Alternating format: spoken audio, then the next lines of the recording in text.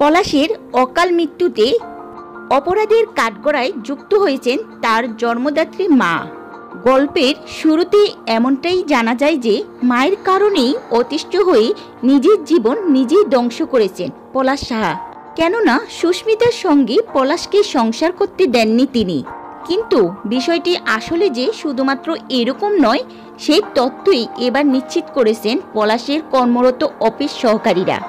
চূড়ান্ত তথ্য অনুযায়ী এই ঘটনার আসল ছিলেন সুস্মিতা নিজেই।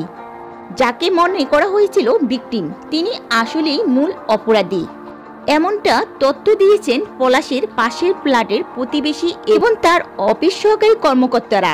সুস্মিতা সাহা, যাকে আমরা একদম প্রশংসা করতে করতে তাকে প্রশংসার পঞ্চমুখ বান করে ফেলেছি, একদম আকাশের লেভেল উচ্চটায় উঠিয়ে দিয়েছি তাকে। কিন্তু আসলে সেটা ঠিক নয়। তথ্য জানা যায় পলাশের মাও খুব একটা ভালো মানুষ ছিলেন না। তিনি চাইতেন ছেলেকে সবসময় নিজের আঁচলে বেঁধে রাখতেন, যাতে করে সংসারে কোনো সমস্যার সমাধানে আসেনি। অন্যদিকে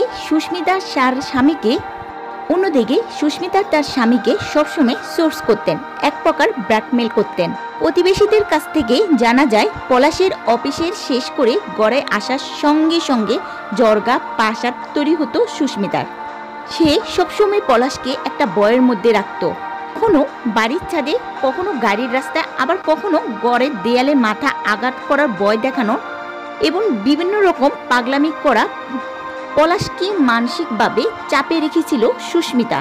তার কথাই হচ্ছে পলাশের মা তাদের সঙ্গে থাকতে পারবে না। তো একদিকে মা, অন্যদিকে বউ, দুইজনকেই দিনের পর দিন বুঝিয়ে শুনে আসছিল পলাশ। কিন্তু সর্বশেষ জর্গাটা এমন কিছু সিক্রেট হয়েছে যেটা আর কোনোভাবেই মেনে নিতে পারেনি পলাশ শাহ।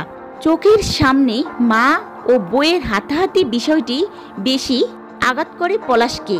আর তার চেয়েও বড় বিষয় ছিল তার আগের দিন পলাশের অফিসে গিয়ে যা তা বাসায় গালিগালাজ করেন সুস্মিতা।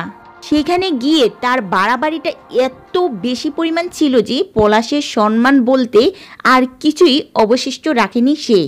এমনটাই জানা যায় তার অফিস সহকারীর কাছ থেকে।